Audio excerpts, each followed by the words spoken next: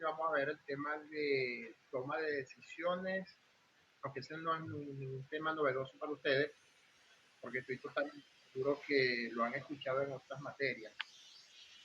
E igualmente vamos a ver el tema del ausentismo laboral y el tema de control de inventario. Estos son los cuatro temas que vamos a ver y que son los que van a servir de base para la tercera evaluación que la vamos a tener el próximo lunes. Está bien, vamos a comenzar de una con lo que es el tema de control de producción. Cuando hablamos de control de producción, se define como un sistema que tiene la función de permitir que los pedidos sean entregados en el plazo establecido y también de que sea de acuerdo a la cantidad que hayan solicitado las personas, es decir, la cantidad de materiales o de mercancía de cualquier naturaleza.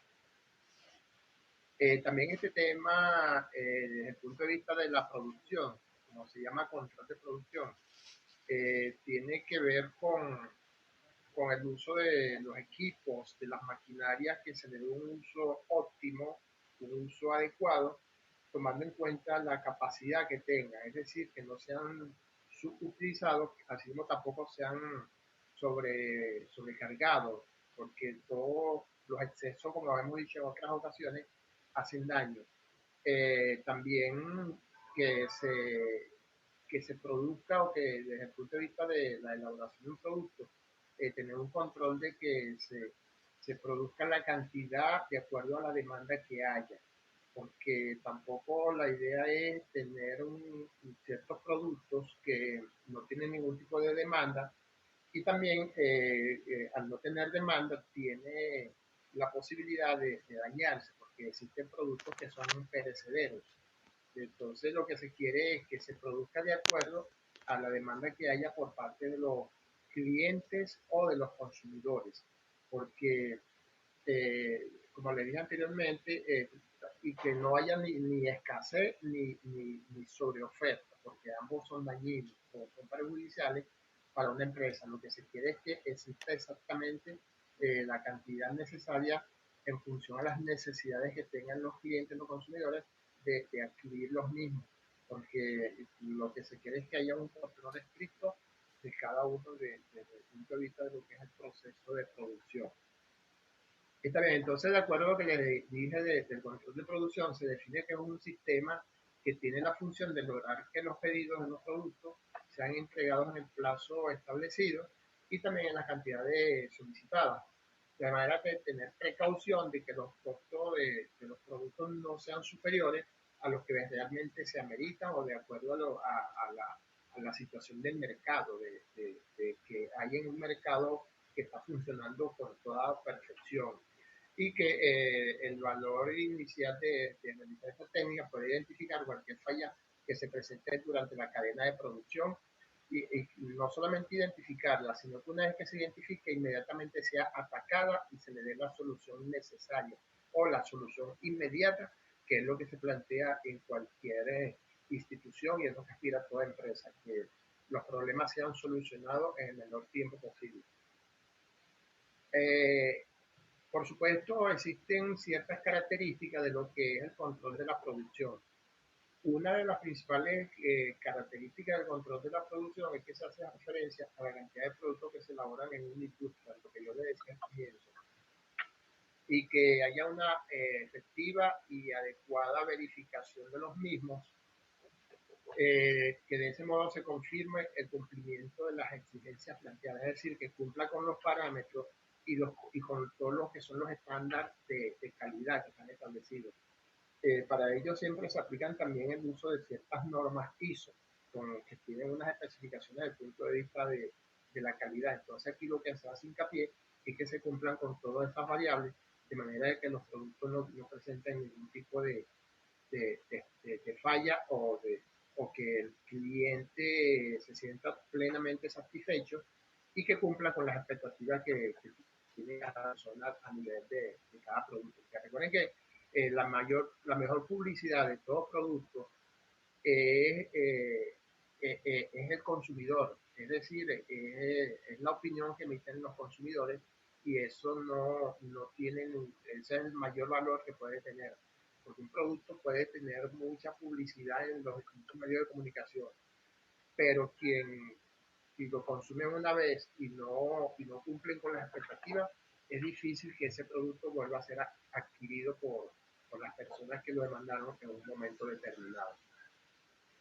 También continuando con las características, otra de ellas dice que es un sistema que busca la forma de que los materiales que entran en la industria, es decir, los que tienen entrada, que sufran el proceso de transformación, es decir, el proceso de elaboración adecuada y de esa forma alcance la posición máxima dentro del mercado, es decir, que ocupen un nicho bastante importante y lo importante de todo producto es que sea demandado, que las personas lo busquen, lo sientan con ellos y tenga demanda, porque el producto que no tenga demanda no tiene vida, no tiene nada que hacer en el mercado.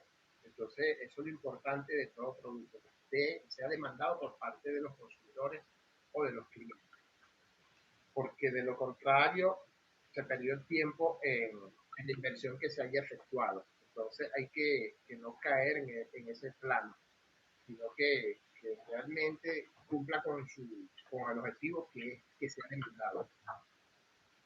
Otra de las características es que se establezcan diversos medios para realizar evaluaciones permanentes de manera constante en factores importantes como la demanda de los clientes, como les decía anteriormente, la situación actualizada del capital de la empresa y la capacidad que tiene para producir, es decir, una evaluación constante de todos los instrumentos de los cuales dispone la empresa para la producción o para que continúe su marcha de manera normal. Otra de las características en este caso es que se entra en lo que es se toman decisiones y se aplican acciones necesarias para modificar cualquier inconveniente que se presente en un momento determinado, de manera de que se amorden cada una de las situaciones a los parámetros y a los lineamientos que hayan sido debidamente o previamente establecidos. Es decir, que entra en esta fase uno de los temas de los cuales vamos a hablar, que es que las decisiones que se ameriten sean tomadas inmediatamente. Recuerden que normalmente las decisiones surgen es como parte de los inconvenientes que se presentan en el transcurso de las distintas actividades que se llevan a cabo.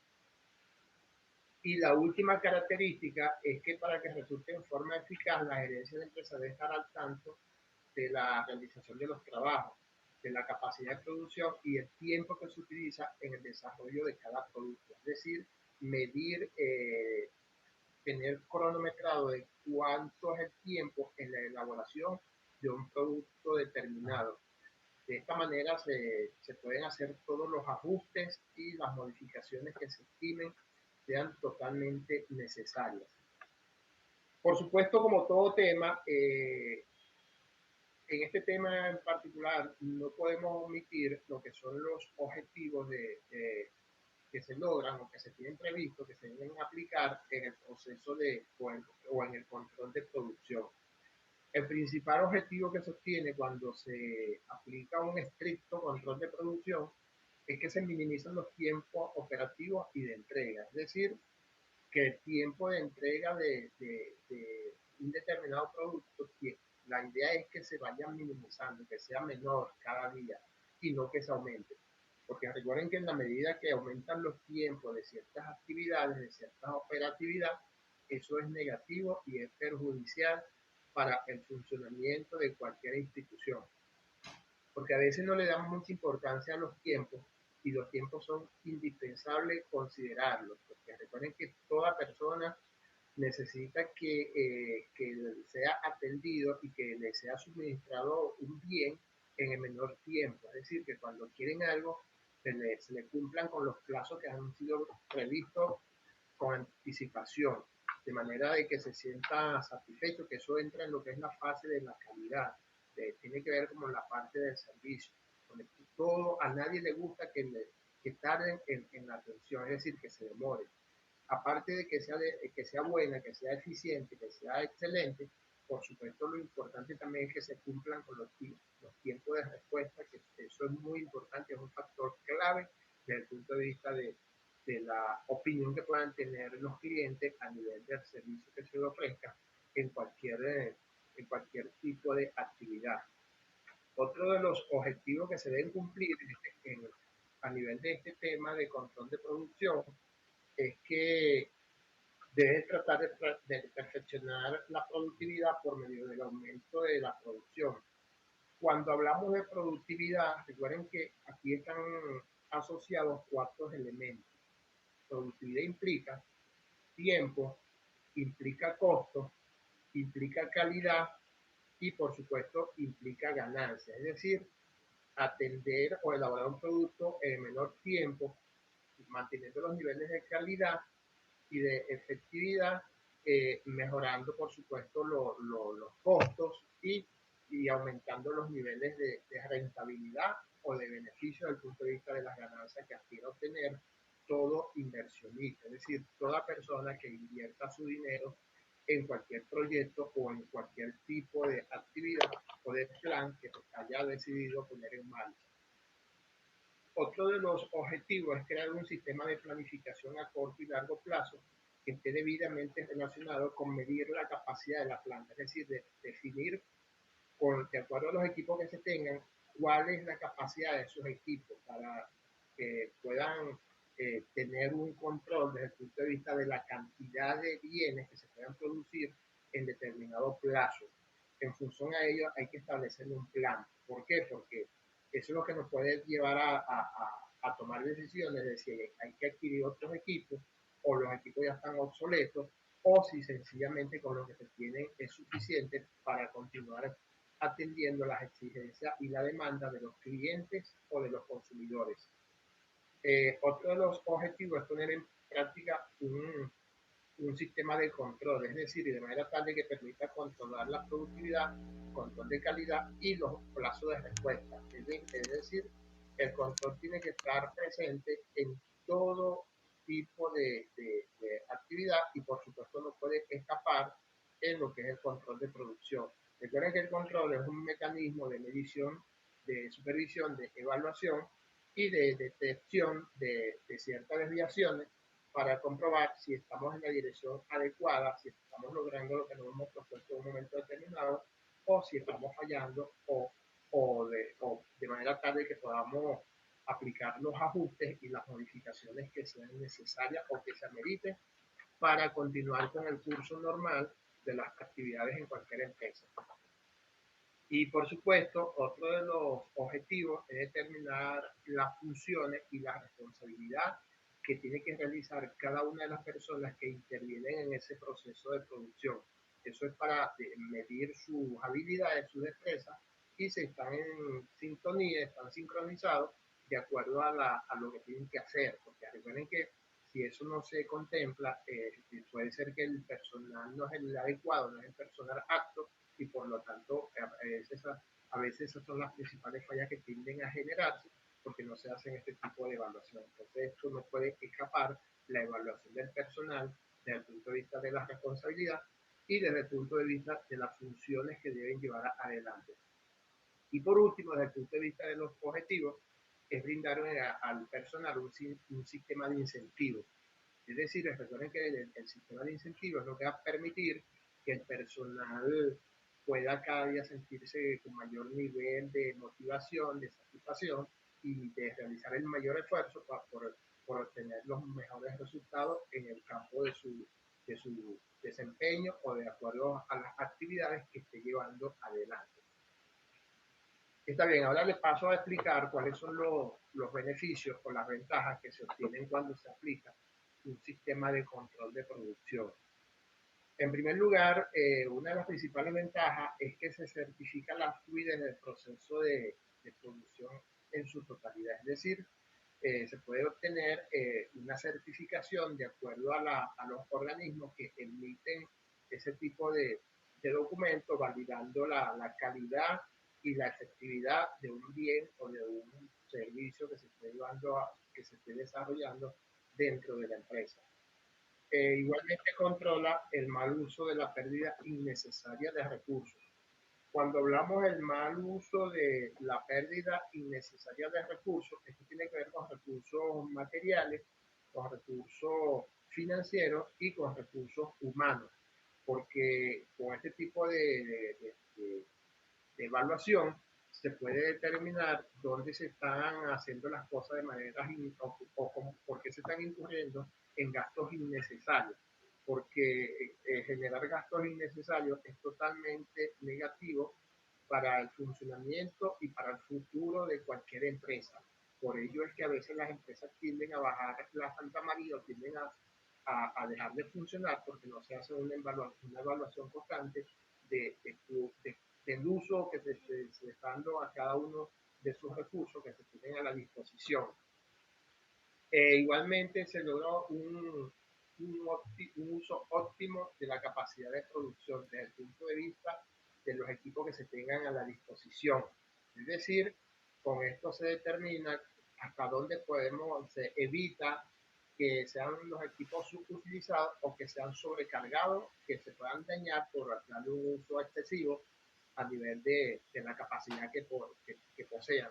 O a veces no le damos lo estamos subutilizando, es decir, no, tenemos un equipo con una capacidad mucho mayor a la que se le está dando o que se le está brindando, por lo tanto es negativo también porque la empresa de repente adquirió un equipo que es de mayor envergadura que verdaderamente ameritaba y entonces lo que se sugiere es que tengan siempre los equipos y los materiales acordes a la capacidad que tengan o a la demanda de utilización o de producción de bienes y servicios. Otro de los beneficios es que avala los tiempos de producción, es decir, permite establecer lineamientos desde el punto de vista de los tiempos que se están invirtiendo o que se están utilizando o en los cuales se está incurriendo para la elaboración de los mismos. Y también, por supuesto, permite aumentar la producción desde el punto de vista del desempeño que puedan tener cada uno de los elementos, cada una de las personas que intervienen en las distintas fases de elaborar un producto, cumpliendo con los parámetros que se establecieron inicialmente. Otro de los beneficios de las ventajas es que se establece una planificación bien desarrollada que asegura los despachos de los productos dentro de los plazos establecidos. Es decir, se trabaja con un plan, con una línea de acción de manera tal de que no se nos ponga no caigamos en la falla a veces que hay muchas personas te está ofreciendo cosas que en fecha X que luego no las pueden cumplir. Es decir, que cuando se tiene una planificación o se tiene previsto entregar o cumplir ya con otras personas, no podemos comprometernos para la misma fecha y a la misma hora porque vamos a quedar mal. Entonces, eso sucede cuando no existe un plan. En cambio que en este caso, si tenemos un plan bien definido, allí no tenemos por qué fallar. Es decir, no podemos comprometernos o no podemos, bajo ninguna circunstancia, quedar mal con las personas desde el punto de vista de entregarle los pedidos en la fecha acordada.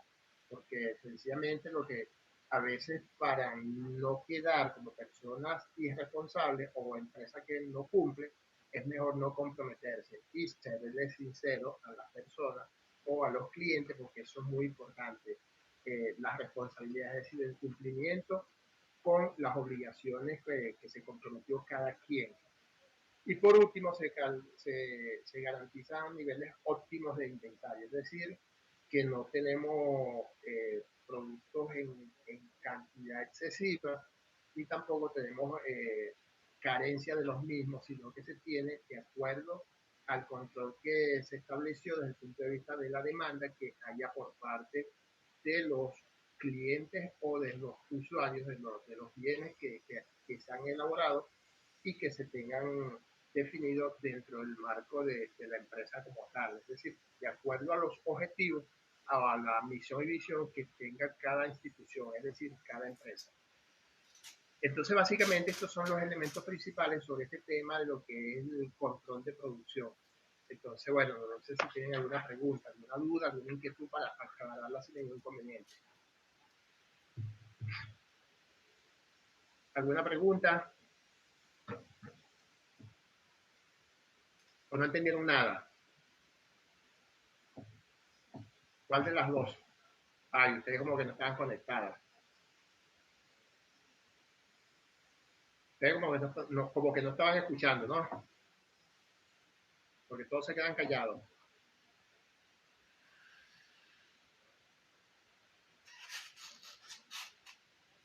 Andri dice que no tiene ninguna pregunta. Bueno, si no habla, bueno, entonces yo sigo avanzando. Bueno, espero que haya quedado todo bastante claro. Está bien, Caribay, no tienes duda. Vamos a pasar ahora a lo que es el tema de proceso de toma de decisiones. Este tema es un tema que supongo que ya ustedes lo han escuchado en otras materias, pero sencillamente lo explico porque está establecido en el programa de esta materia. A veces existe como cierta redundancia entre un programa y otro, porque yo estoy seguro que este tema ustedes lo han escuchado con otra materia, con cuál no sé, pero el que lo han escuchado, lo han escuchado. Está bien, cuando mencionamos el tema de proceso de toma de decisiones o tomar decisiones, sencillamente esto consiste es de definir dentro de un conjunto de probabilidades, de alternativas o de posibilidades, definir la que conlleve a solucionar un problema que exista en un momento determinado. Es decir, es escoger la alternativa que contribuya directamente a solucionar algo, porque normalmente se toman decisiones para solucionar problemas, para seguir la marcha normal y para solventar situaciones. Para ello es que se toman decisiones. Entonces, el proceso de toma de decisiones implica, por supuesto, realizar evaluaciones, realizar investigación, implica obtener información, implica determinar, aclarar el por qué, cuándo, dónde, cómo y quién. Es decir, todos estos planteamientos los formulamos normalmente cuando se va a evaluar una situación de manera tal de que podamos solucionarla. Para solucionarla siempre es conveniente obtener ese conjunto de elementos que le mencioné anteriormente, es decir, evaluar, investigar e indagar en profundidad al detalle para determinar cuáles son los factores, las causas que están presentes en una determinada situación que se esté presentando en los distintos eventos que se llevan a cabo en las jornadas de trabajo o de cualquier índole, porque no necesariamente tomamos decisiones desde el punto de vista laboral, tomamos decisiones de cualquier tema, sobre cualquier situación a nivel personal, a nivel profesional, a nivel laboral, en todos los estamentos siempre está presente el factor de toma de decisiones. Entonces, sencillamente, para tomar una decisión efectiva, es decir, una decisión que contribuya directamente a solucionar algo, es conveniente tomar un conjunto de elementos o de pasos. En primer lugar, es identificar la situación que se está presentando, es decir, aclarar cuál es el problema como tal o cuáles son las situaciones que se están presentando en un momento determinado. Una vez que aclaramos cuál es la situación, es decir, que haya una claridad bastante clara y precisa de lo que está generando a nivel de un problema, porque no podemos tomar una decisión o solucionar algo si primeramente no tenemos una visión clara, bastante nítida de lo que está aconteciendo. Primero nos aseguramos de ello. Después que tenemos esa visión bastante cristalina, bastante precisa y bastante definida de lo que está aconteciendo, pasamos a lo que es el proceso de levantamiento de información. Eh, Existen tres técnicas que conllevan directamente a lo que es el proceso de levantamiento de información. Esas técnicas ustedes las han escuchado, me imagino que las han aplicado, se las han explicado en otras clases. Entonces, ¿alguien me puede decir cuáles son esas tres técnicas que normalmente se aplican en el proceso de levantamiento de información? Que ustedes se la pasan en eso, porque es parte del día a día. Normalmente no, todo esto es para que haya efectividad y tengamos el mayor nivel de eficiencia en lo que hagamos y que no fallemos desde el punto de vista de la decisión que haya que tomar. ¿Cuáles son esas técnicas que me permiten obtener información? Vamos a ver, cualquiera de ustedes las pueden decir sin ningún problema. Pueden activar el micrófono y lo dicen. Oye, no pueden ser que se queden calladas, ¿ah? Si ustedes son personas inteligentes. ¿Cuáles son esas técnicas, Caribay? Tú que te la pasas investigando. Profe, no sé. No sé. Está bien, ¿cuáles son las técnicas, Emily? Emily, ¿cuáles son esas técnicas? Ustedes, yo estoy seguro que se las han mencionado en otra materia. Estoy totalmente seguro de eso. ¿Cuáles son las técnicas, Bárbara?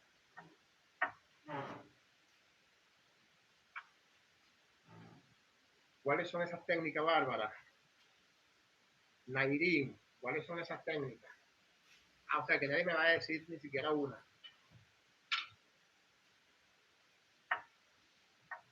Adelante, María Angélica.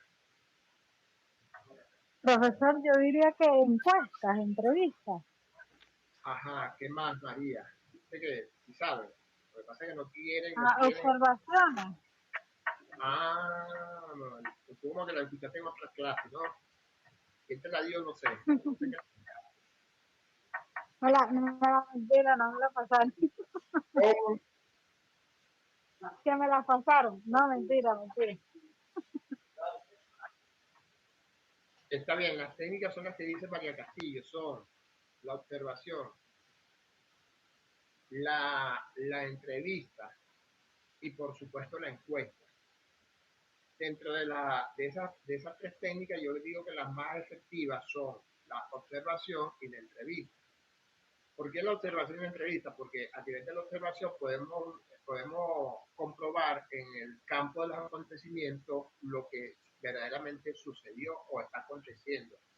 O vamos directamente a comprobar lo que se hace, lo que se ha dejado hacer y quién lo hace y cómo lo hace.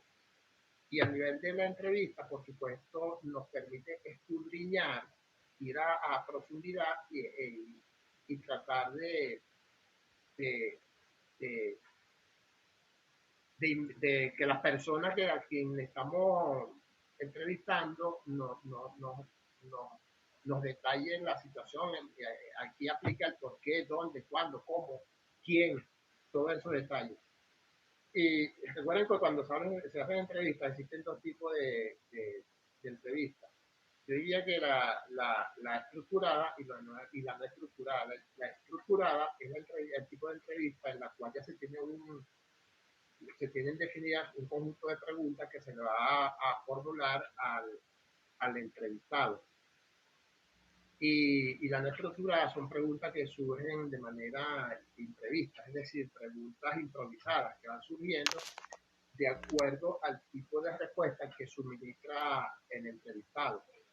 Entonces, y hasta que, como dicen ustedes, hasta que la persona hasta que no nos informen lo que queremos que nos informen, hasta que no nos suministren la información que aspiramos que nos suministren, no debemos dejar de preguntar bajo estilos distintos, pero siempre aplicando ciertas estrategias de tratar de ganarnos a la persona a quien estamos entrevistando. Eso es como el periodista, que se la pasan visualizando los programas de opinión que pasan en los distintos medios de comunicación.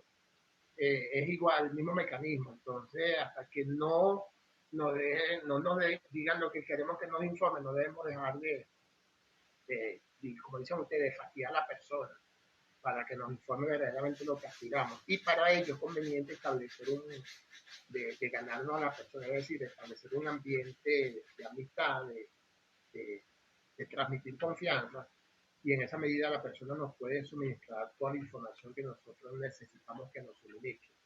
Y crear un ambiente adecuado de cordialidad, de amistad y nada de prepotencia, de de llegar con ciertos aires de superioridad, nada de eso, sino tratar de ubicarnos al mismo nivel de la persona con quien se va a establecer la conversación de manera de que se sienta con confianza y nos pueda suministrar toda la información que ameritamos. La encuesta es importante, pero yo pienso que es la menos importante porque recuerden que la encuesta ya están preguntas establecidas en ese instrumento y como dicen ustedes, el papel aguanta todo y a veces las personas por salir del paso marcan escriben allí cualquier cosa por escribirla o a veces no le dan, no analizan bien lo que van a escribir por salir del paso y entonces terminan escribiendo ahí cualquier cosa de poca importancia.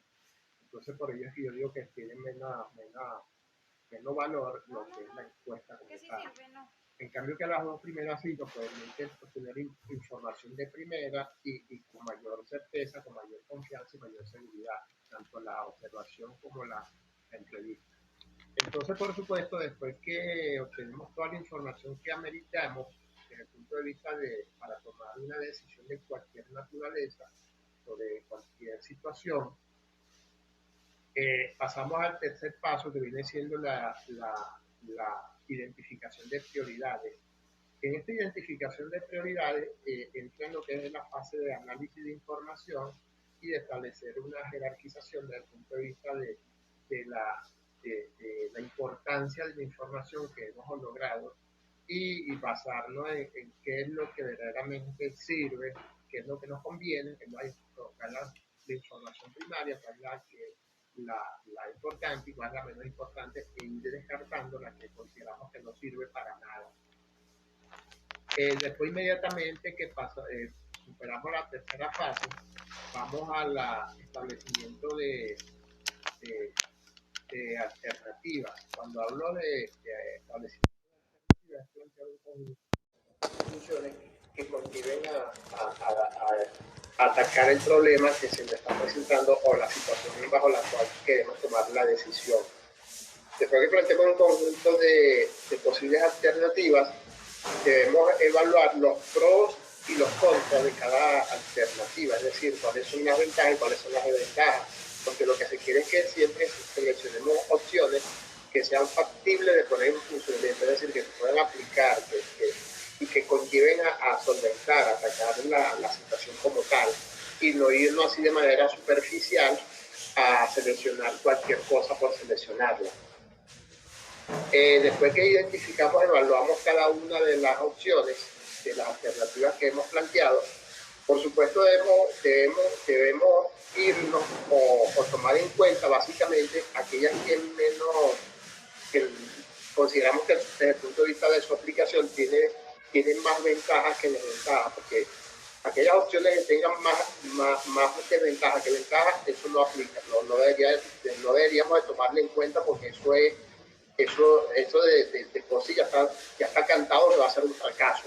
Entonces, para evitar eso, debemos seleccionar lo contrario, es decir, la que nos presenta mayores ventajas que desventajas, esa es la más efectiva y la que tiene mayor posibilidad de darle solución al problema que se nos esté presentando.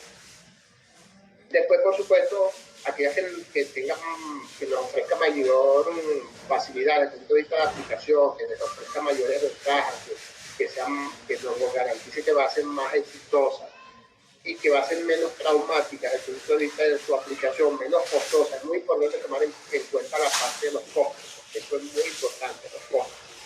Y por supuesto, después decidimos cuál es la opción que se va a aplicar, es decir, se toma la decisión como tal y se pone en funcionamiento. Y por último, se evalúan los resultados. Recuerden que yo les decía anteriormente que es conveniente evaluar todo. Evaluar o controlar significa evaluar. Evaluar implica supervisar. Evaluar implica medir, comprobar si los resultados que estamos obteniendo son satisfactorios, son buenos, son deficientes o son pésimos. Entonces, si los resultados son de acuerdo a lo que esperábamos, continuamos por esa vía y eso indica que tomamos la mejor decisión. Si los resultados son más de lo mismo, eso indica que no hicimos un buen trabajo y que la decisión que tomamos no fue la más efectiva. Y a veces sucede también lo contrario, que es que la decisión es peor o la situación es peor que lo que existía anteriormente. Es decir, lo que dicen ustedes, el remedio a veces es peor que la misma enfermedad. Entonces hay que tratar de no caer en eso, o que no lleguemos a esa situación. Porque al final lo que se quiere es que solucionemos, es decir, que se le dé solución a las cosas, que las cosas marchen con total normalidad y que se quede en evidencia, quede la prueba de que las cosas están mejorando en todos los niveles. Entonces, en eso es que consiste el proceso de toma de decisiones. En total, ¿cuántas fases les dije? Vamos a ver si estaban atentas. A ver si no se les olvidaron. ¿Cuál fue la primera fase que les dije? Vamos a ver, que debemos tomar en cuenta cuando vamos a tomar decisión. ¿Cuál fue el elemento número 1? Vamos a ver. El elemento número 1, ¿cuál fue? Que debemos tomar en cuenta en el momento de tomar una decisión. ¿Cuál era el primer paso? Que va, ustedes como que no están escuchando. No puede ser. Cualquiera. ¿Cuál fue el primer paso que le dije? María Castillo. ¿Cuál fue el primer paso? Vamos a ver. Yo otra vez. ¿Cuál fue el primer paso? Castillo? Vamos a ver. El primer paso para la toma de decisiones. Ajá. ¿Cuál es el paso número 1? Vamos a ver. Observar. No. Ese fue el que yo dije. Ese fue el que yo dije. Ustedes lo que saben en otra onda. No, profe, ya yo lo tengo, Establecer el planteamiento, ¿cómo es? Ay, yo lo escribí. Establecer las alternativas. No, ese no es el paso número 1. Profesor, identificar el problema. Exactamente, Gabriela. Gabriela estaba conectada. No, pensé que estaba desconectada, Gabriela. Está bien. Ese es el paso número 1. Identificar el problema. Les dije, hay que aclarar cuál es la situación que se está presentando. Definir cuál es el problema como tal. ¿Sí? Eso es lo que les dije. El primer paso, identificar el problema. Paso número 2. Vamos a ver, ¿cuál fue el paso número 2? Ahí. Recopilar información. Está muy bien.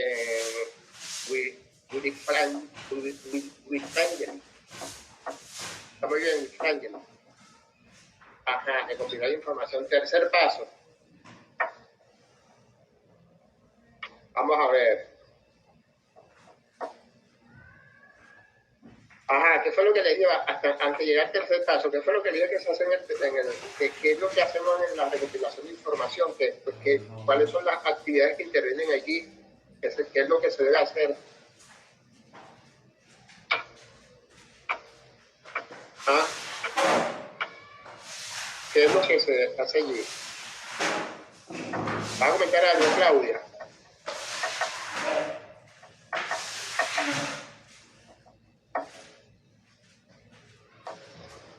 Señores, les dije, en la recopilación de información tienen que aplicar las 3 técnicas de obtener información, tomar en cuenta la entrevista, la observación y el cuestionario, ¿sí? Y les expliqué cada una de ellas. Tercer paso. ¿Cuál es el tercer paso? El tercer paso en la fase del proceso. Identificar soluciones. ¿Cómo? Identificar las soluciones. Identificación de prioridades. Es decir, establecer cuáles son las prioridades desde el punto de vista de la información que hemos obtenido. Allí es donde tenemos que establecer cuál es la información de mayor importancia, cuál es la de término medio, cuál es la de menor importancia, y la de menor importancia la desechamos, ¿sí? Establecer prioridades. Eso es el tercer paso. El cuarto paso, ¿cuál es? ¿Cuál es el cuarto paso?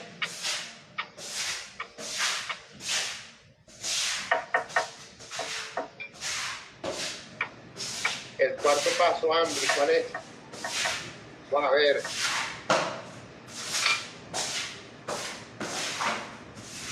Está bien, Claudia. Adelante.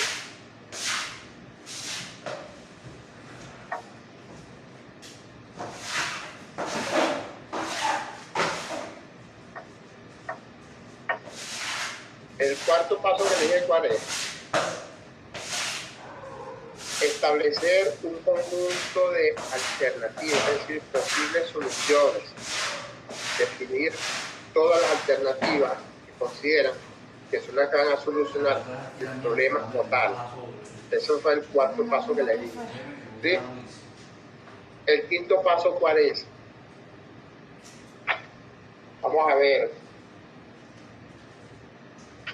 Ustedes como que no me están escuchando. O estaban en otra onda.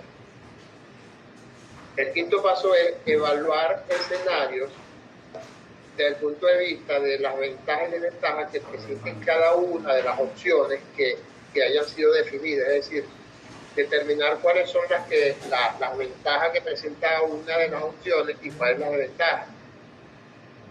Ese es el quinto paso. Luego el sexto paso le dije tomar la decisión. Y el último, que es el séptimo, evaluar si esa decisión que se aplicó está solventando la situación, la solucionó, o es más de lo mismo y continúan los problemas.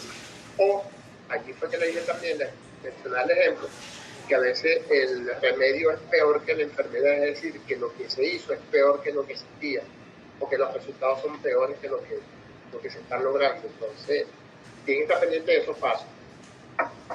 Después, por ello es que no quiero escuchar, profesor, yo creo que la plataforma está mal, o el examen no sé qué pasó, porque yo estudié bastante y me equivoqué y marqué mis cosas bien y me salió mala.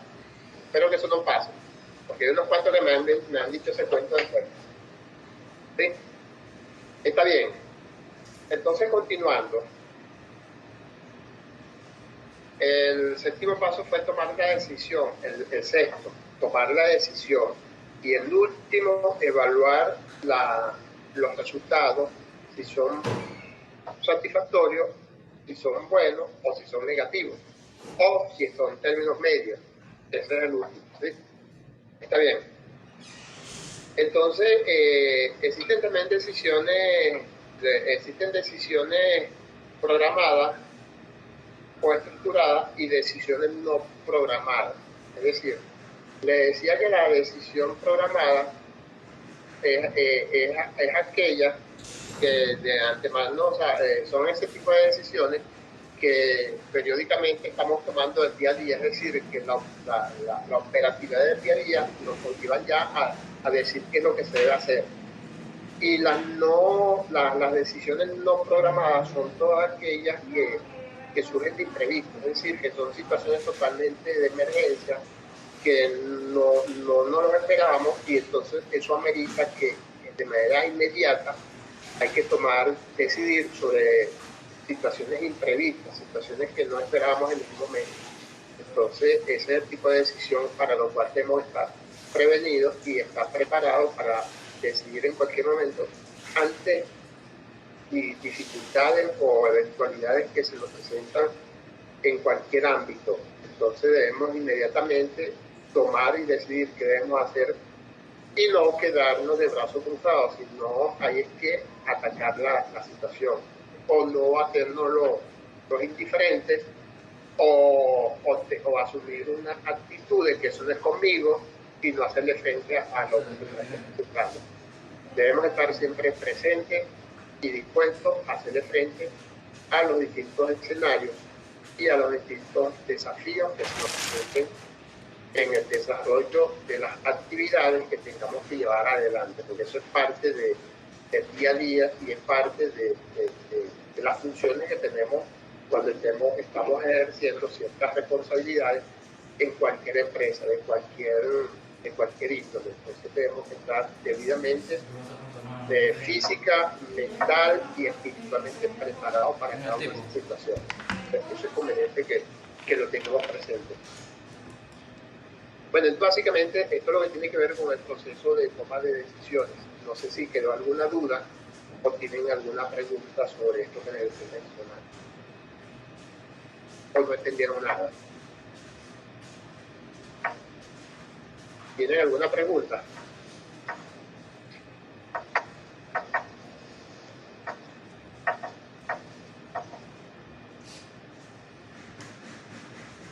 saben que tienen que estar atentas. Olvídense del televisor, olvídense del que tienen al lado, olvídense de lo que están haciendo. Pero ahorita tienen que estar atentos a lo que se está diciendo. Verán que esto es bastante positivo y es bastante efectivo para que no se les escape nada y ahorita tienen que estar estudiando mucho porque ya tienen claridad y tienen adelantado y están avanzadas en lo que tienen que estudiar para el próximo lunes. Entonces, si aplican esa técnica, yo sé que siempre les va a ir bien. Es decir, que tienen ya un porcentaje bastante adelantado. Todo esto que les estoy mencionando está en la plataforma, Caribay. Está totalmente en la plataforma. Y también está, si no me equivoco, están habilitados. Entonces parece un de todas maneras, vuelvo a revisar cuando...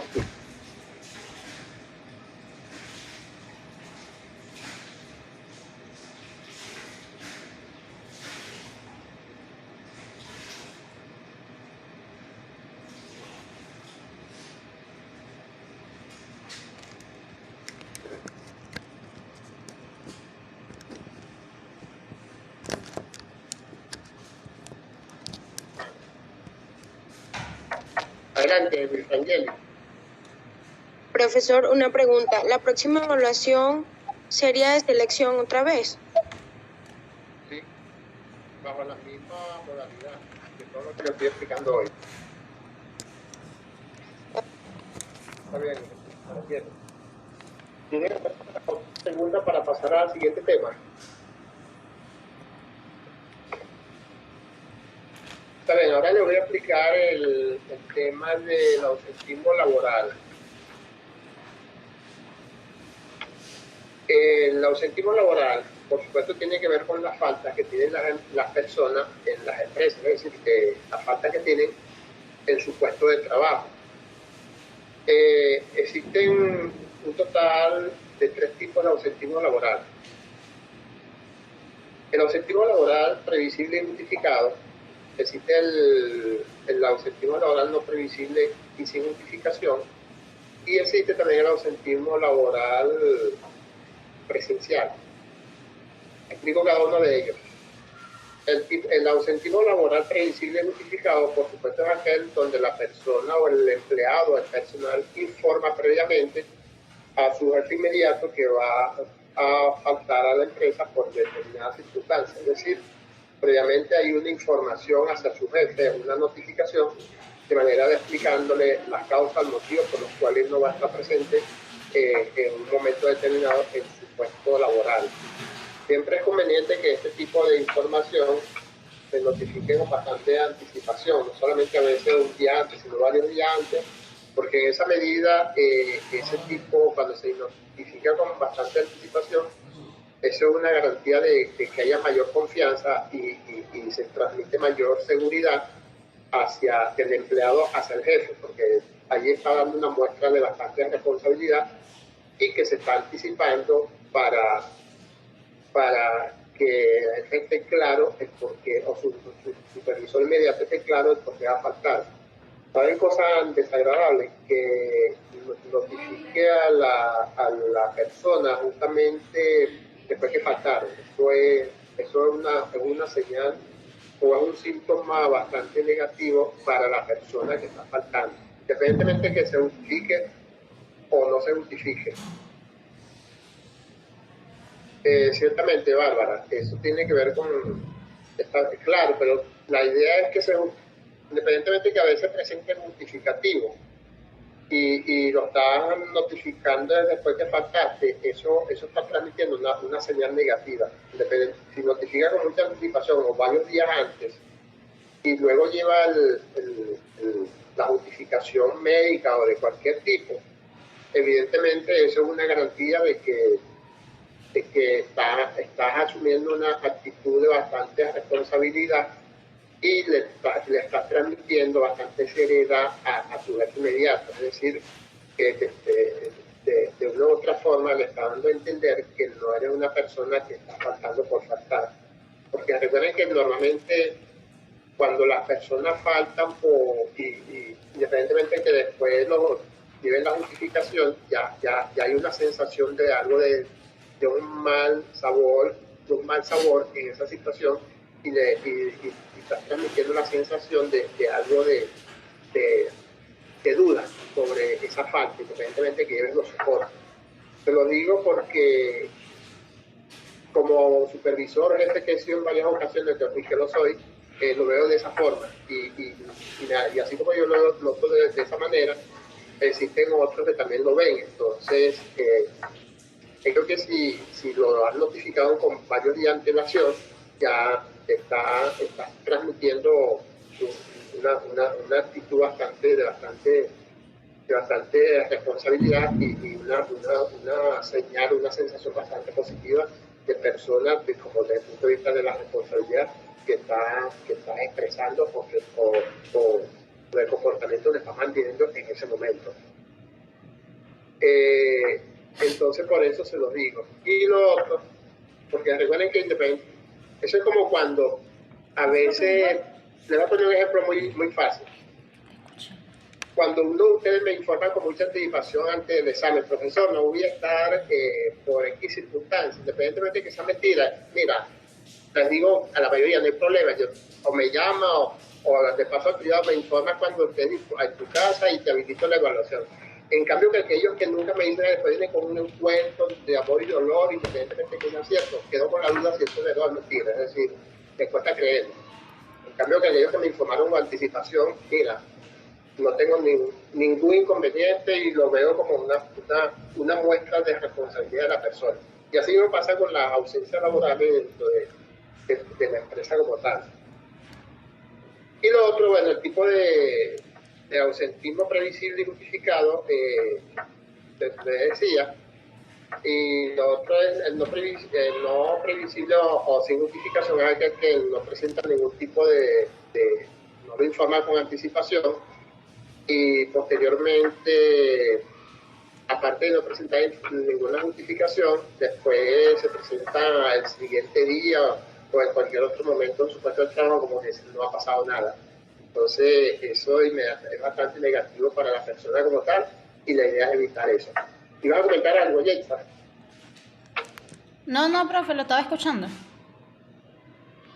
Ah, ya.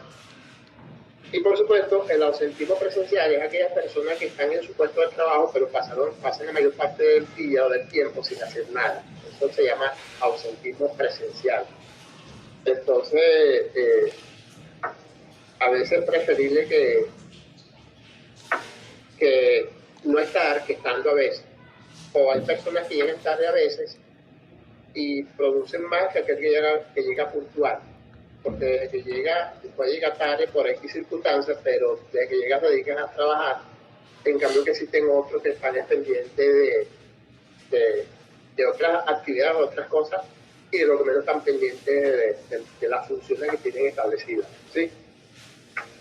Entonces, ¿de qué forma creen ustedes que se puede evitar el ausentismo laboral? ¿Cuáles son las medidas que se deben tomar o que se deben aplicar dentro de la empresa? Vamos a ver. Cualquiera. Ustedes que todos tienen cara que trabajan o que han trabajado, la mayoría. Hacer las cosas con antelación. Bárbara Elisa, hacer las cosas con antelación. ¿De qué otra forma se puede evitar el ausentismo laboral? Está bien, Bárbara.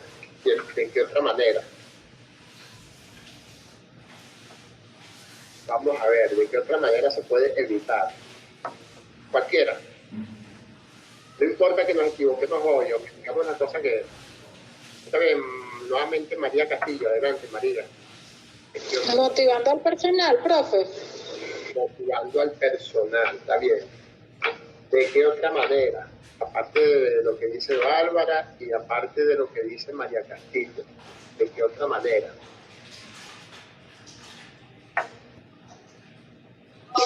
Gestionar la carga de trabajo. Gestionar la carga de trabajo, está bien, Luis, gestionar la carga de trabajo, está bien. ¿De qué otra forma? Está bien. También se podrían implementar horarios flexibles. Implementar horarios flexibles.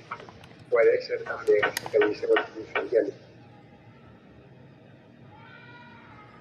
Andri dice que vean la oportunidad de crecer. Está bien, Andri. Excelente. Está bien. Implementar horario flexible. Está bien. De otra manera. Está bien. Ustedes pueden observar que normalmente dentro de las empresas,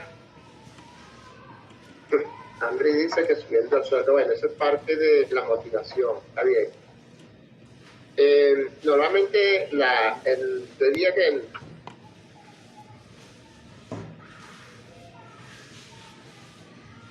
está bien, hay que tener responsabilidad para brindar eso, dice Néstor.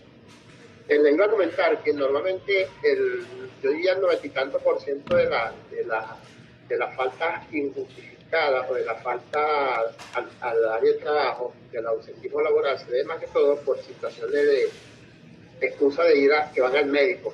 La mayor cantidad de falta se debe a eso. Entonces, para eso es conveniente que, para evitar eso o minimizar eso, porque eso no se puede evitar. Porque recuerden que el que está acostumbrado a faltar inventa excusas de cualquier tipo. Pero estableciendo ciertos niveles de atención médica dentro de la empresa, es decir, atención primaria para las cosas básicas, a nivel de las cosas de consultas, tales como tener un minicentro de salud en las empresas. Eso evitaría esas faltas que la mayoría comete, porque a veces me sentía con un dolor de cabeza y no vine por eso. Bueno, me sentía con un dolor de cabeza, me sentía con mareo, bueno, y por qué no viniste aquí al médico. Aquí tenemos un médico y ahí no hay tu tía, ahí no hay excusa para estar con esos cuentos. O tuve que ir al médico porque me sentí mal. Entonces, yo pienso que una de las formas de evitar un alto porcentaje de esa situación, las ausencias, es por no tener un espacio de consulta, por lo menos, lo que llaman la atención primaria. Está bien, adelante, Caribay. Bueno, profe, hay empresas que, por lo menos algunos bancos que tienen su propio médico y digamos, te sientes mal, bueno, vas al médico, di que te diga el médico, me mandas una constancia, referencia de lo que te diga, que está ahí mismo en el edificio, y de una vez le dice al jefe si se puede quedar, si no se puede quedar, ahí mismo le dan las pastillas, ahí no. Exacto, es una forma de minimizar eso, porque donde no hay ningún centro de atención de salud hacia el personal, mira, ahí hay excusas de todo tipo. En cambio que existiendo el centro de atención médica, aplican eso que está diciendo Caribay y eso minimiza en un alto porcentaje esa situación. Y lo otro, ustedes como son de talento humano, la mayoría, otros son de contaduría, pero principalmente los que están ahorita conectados, que son de talento humano, cuando estén en su área de talento humano, que estén en el proceso de reclutamiento y selección, evaluar muy bien eso, ¿vale? Es decir, aplicar técnicas que permitan comprobar el grado de responsabilidad de las personas que están seleccionando, porque eso influye mucho en eso, porque cuando las personas son irresponsables, por muchos medios que hayan dentro de la empresa, ahí no hay tutía. Es una forma también en cambio que hay personas que se pueden sentir a veces mal y lo otro, pero recuerden que yo diría que el 90% de las enfermedades son enfermedades emocionales, es decir, que las personas ven que está lloviendo, ay, me va a quitar gripe, inmediatamente terminando dándole gripe. Está pasando ciertas brisas, ay, me va a dar alergia, terminando la alergia. O sea, son cuestiones emocionales. O comienza, me siento mal, y después que haces ejercicio, verás que eso se te quita. No, mentira. Entonces, señores, la gente de talento humano en ese sentido tiene que estar atento a ese tipo de personas. Eso pienso que es una forma de medirlo, de probarlo, desde el punto de vista de la responsabilidad de cada quien. ¿Cómo comprobamos si las personas están mintiendo o no están mintiendo? Hay muchas técnicas, muchas formas, es decir, a través de las preguntas, en contrapreguntas, se vuelve a preguntar lo mismo, es decir, si tienen coherencia con lo que están diciendo, ¿no? A veces cuando estamos mintiendo nos traiciona el subconsciente, como dicen ustedes, y quedamos mal, o quedamos al descubierto. Entonces es una forma también de comprobar eso, y eso hay que aplicarlo y tratar de minimizar eso dentro de las empresas para que esa situación no es que se va a solventar en un 100%, pero por lo menos minimizarlo, es decir, bajarle un alto nivel de porcentaje. Es una forma también de combatir eso. Que cuando